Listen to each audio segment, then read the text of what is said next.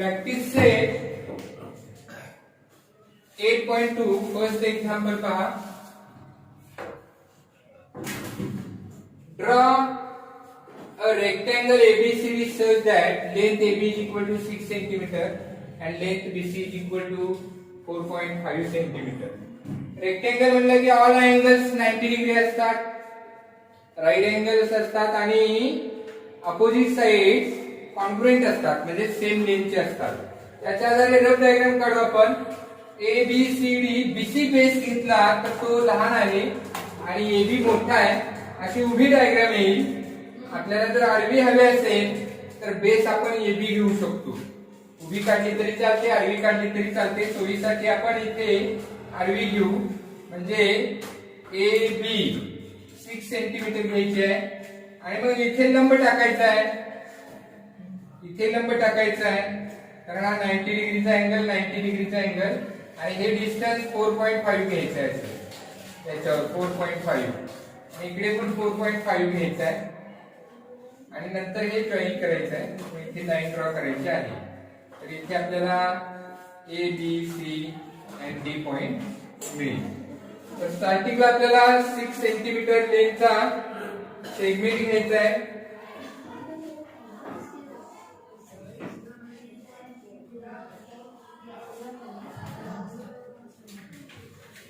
आपण 6 सेंटीमीटर लेंथचा घेतलेला आहे. सेगमेंटला नेम द्यायचा आहे AB.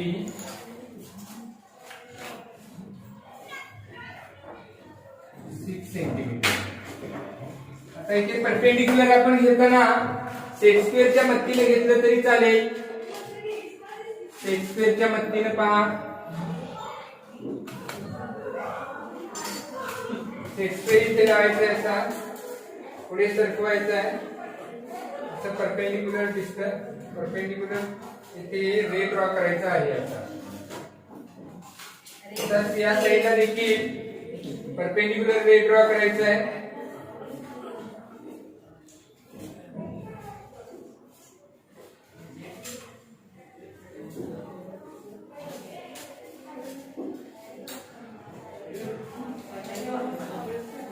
आणि मग कंपास घेऊन कंपास मध्ये आपल्याला 4.5 इतकं डिस्टन्स घ्यायचं आहे.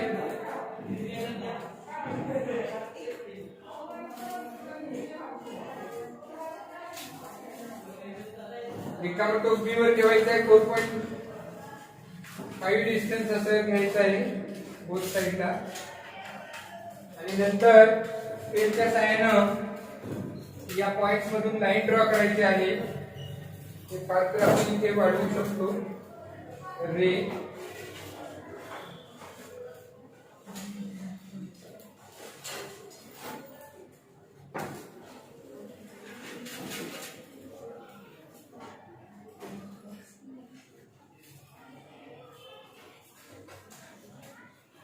आणि इथे जे पॉइंट मिळालेले आहेत त्याला नेम द्यायचा आहे AB. इथे C आणि इथे D. हे डिस्टन्स देखील 6 सेंटीमीटर आहे आणि हे 4.5 सेंटीमीटर 4.5 सेंटीमीटर. ओके, अशी डायग्राम कंप्लीट करायची आहे. Practice say 8.2 example number second. Draw a square WXYZ with side 5.2 centimetre. Square draw करायचा आहे. रफ डायग्राम आपण अगोदर काढू. स्क्वेअर म्हटल्यानंतर ऑल साइड्स इक्वल असतात. आपण बेस इथे घ्यायचा आहे 5.2 सेंटीमीटर इतका. ऑल अँगल्स 90 डिग्री असतात त्यामुळे इथे 90 डिग्री अँगल करायचा आहे. असा हे घ्यायचा आहे 90 डिग्रीचा. रफ डायग्राम आहे आणि इथून पुन्हा 5.2 डिस्टन्स टाकायचं आहे कंपासच्या मदतीनं आणि लास्टला हे जॉईन करायचं आहे किंवा याच्यातून जाणारी लाईन ड्रॉ करायची आहे. तर इथे आपण नेम देऊ WXYZ. हे पण 5.2 सेंटीमीटर टाकलेले आपण आणि हे पण 5.2 सेंटीमीटर घेतलेलं आहे. हे राईट अँगल्स आहे. अशा पद्धतीने आपल्याला कन्स्ट्रक्शन करायचं आहे. तर इथे स्टार्टिंगला आपल्याला XY घ्यायचा आहे सेगमेंट 5.2 सेंटीमीटर लेंथचा.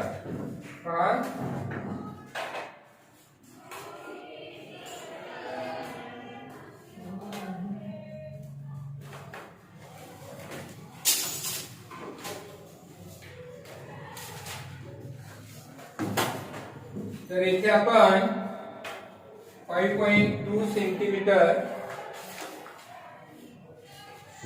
लेंथ असलेला सेगमेंट घेतलेला आहे. याला आपण नेम देऊ XY. आता इथे आपल्याला परपेंडिक्युलर टाकायचा आहे. प्रोट्रॅक्टरच्या मदतीने घेऊ शकतो किंवा सेट स्क्वेअरच्या मदतीने. आपण इथे आता सेट स्क्वेअरच्या मदतीने घेऊ. परपेंडिक्युलर टाकायचा आहे 90 डिग्रीचा अँगल. बरोबर असा पुढे सरकवायचा आहे आणि इथे असा परपेंडिक्युलर ड्रॉ करायचा आहे. हा हवा तेवढा आपल्याला वाढवता येतो. तसाच इकडेही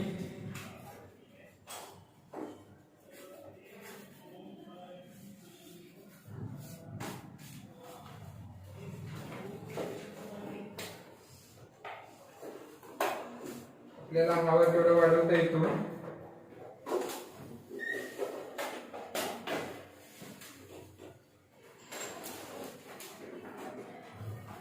आता आपण कंपास घ्यायचा आहे आणि कंपासवर 5.2 इतकं डिस्टन्स घ्यायचं आहे.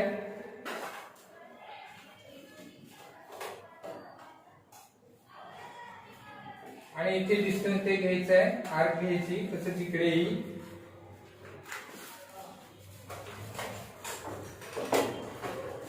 पट्टीच्या साहाय्यानं इथे लाईन ड्रॉ करायची आहे.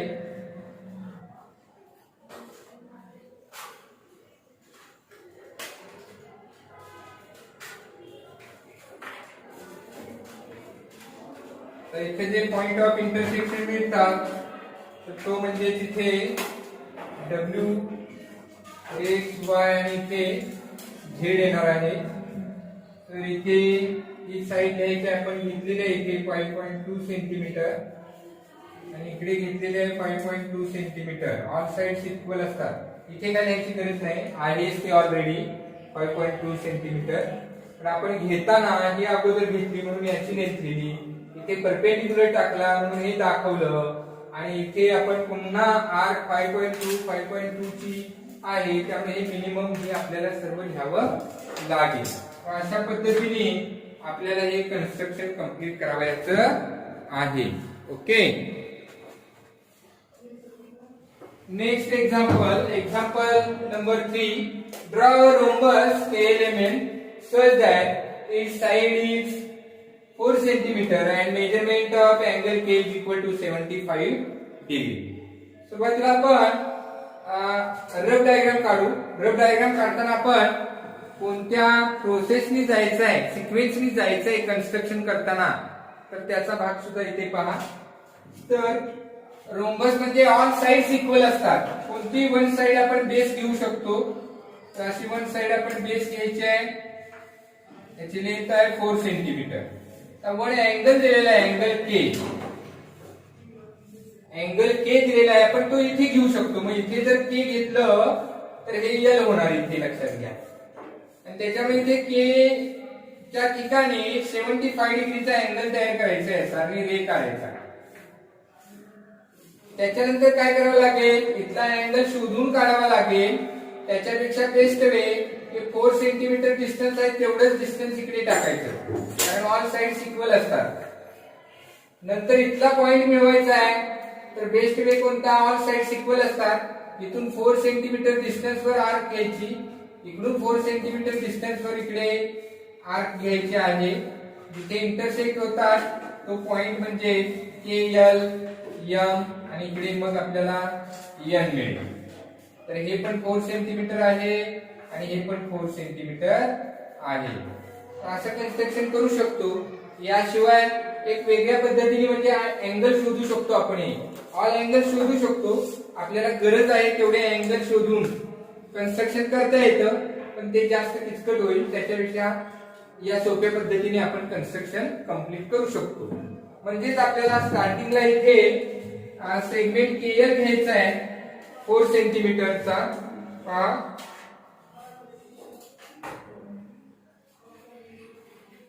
आता मी इथे प्रपोर्शन मध्ये डायग्राम घेतोय.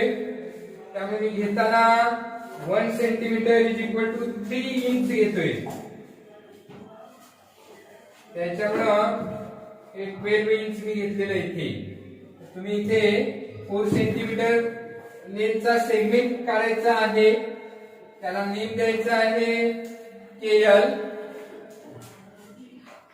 त्याची लेंथ आहे 4 सेंटीमीटर. आता आपल्याला इथे अँगल के घ्यायचा आहे. तर प्रोट्रॅक्टर घ्यायचा आहे आणि याच्या मदतीनं इथे पहा हा सेंटर इथे कोइन्साइड करायचा. इथे लाईन असते आणि इकडून इन्क्रीज होणारे मेजरमेंट पाहायचं, कारण हा सेगमेंट केएल राईट हँड साइडला आहे. म्हणून राईट हँड साइड कडून इन्क्रीज होणारे मेजरमेंट पाहायचं. 10, 20 इथे 50, 60, 70 आणि पुढे छोटे 5 पार्ट्स 75 इथे येतात. आणि मग स्केलच्या सहाय्याने आपण इथे रे ड्रॉ करायचा आहे.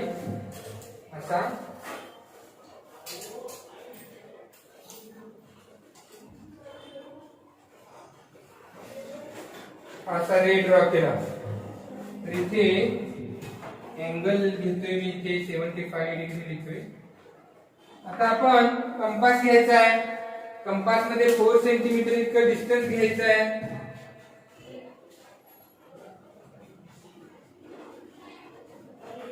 आणि इकडे टाकायचं इथे. त्याच्यानंतर लगेच मी काय करणार, हे डिस्टन्स चेंज न करता रिकाउंट इथे देऊन इकडे आर्क घेतली आणि तेच डिस्टन्स चेंज न करता लगेच मी इथे एल1 ठेवून इकडे मूळच्या आर्कला इंटरसेक्ट होणारे आर्क घेतलेले आहे. पटकन आपलं कन्स्ट्रक्शन होऊन जाईल. आता इथे काय करायचं आहे, स्केलच्या सहाय्यानं हे जॉईन करायचं आहे.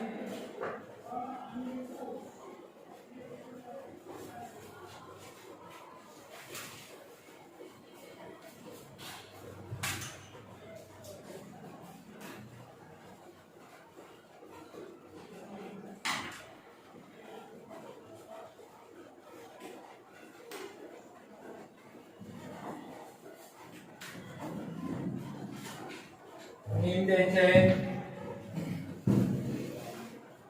केएल. इथे पॉइंट मिळालेला आहे एम आणि इथे पॉइंट मिळालेला आहे एन. तर हे पण आपण इथे 4 सेंटीमीटर डिस्टन्स घेतलं. इथे पण 4 सेंटीमीटर डिस्टन्स घेतलं आणि इथे पण 4 सेंटीमीटर डिस्टन्स घेतलेलं आहे. तर अशा पद्धतीने इथे हे कन्स्ट्रक्शन रोम्बस कंप्लीट झालेलं आहे. Next example number 4.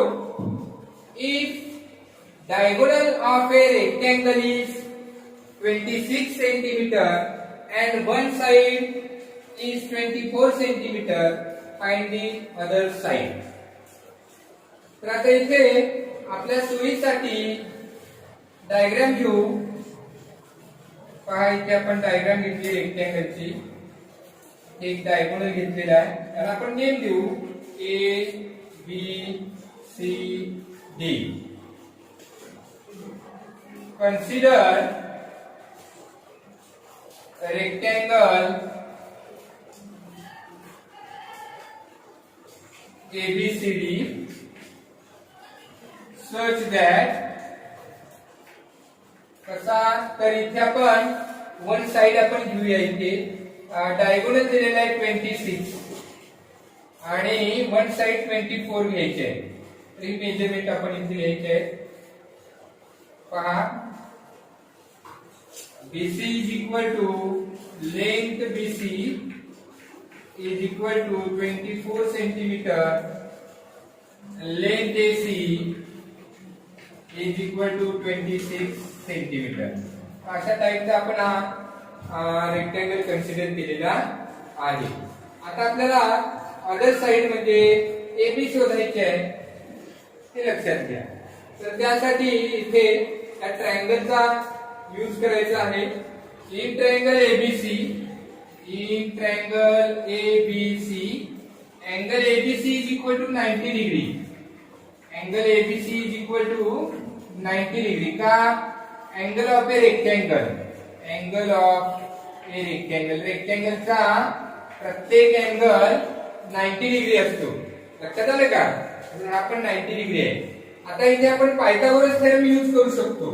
Pythagoras theorem use का करायचा? तर राईट अँगल ट्रायंगल मध्ये टू साइड्स जर आपल्याला माहिती असतील तर थर्ड साइड आपल्याला पायथागोरस थेरम नुसार फाइंड आउट करता येते. म्हणून बाय पायथागोरस थेरम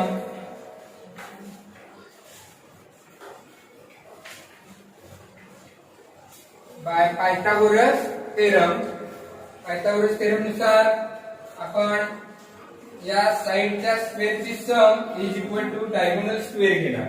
म्हणजे AB square plus BC square, AB square plus BC square is equal to AC square. आता व्हॅल्यू ठेवा. AB ची व्हॅल्यू आपल्याला शोधायची आहे. AB स्क्वेअर प्लस BC ची व्हॅल्यू आहे 24 स्क्वेअर होणार तो, आणि AC ची व्हॅल्यू आहे 26, त्याचा स्क्वेअर होईल. Therefore AB plus 24 चा स्क्वेअर 576 is equal to 26 चा स्क्वेअर 676. आता इकडे प्लस आहे तिकडे मायनस होतील.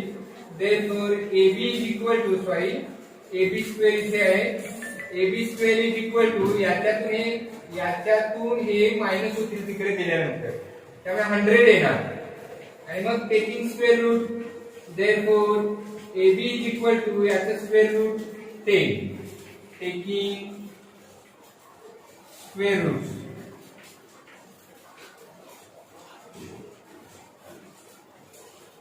स्क्वेअर रूट आपण इथे काढलेलं आहे. आणि मग लास्टला आन्सर द्यायचं. Find the other side, length of other side असे लिहू आपण. Length of other side is equal to 10 centimeter. 10 centimeter. तर अशा पद्धतीने आपल्याला एक्झाम्पल सोडवायचं आहे.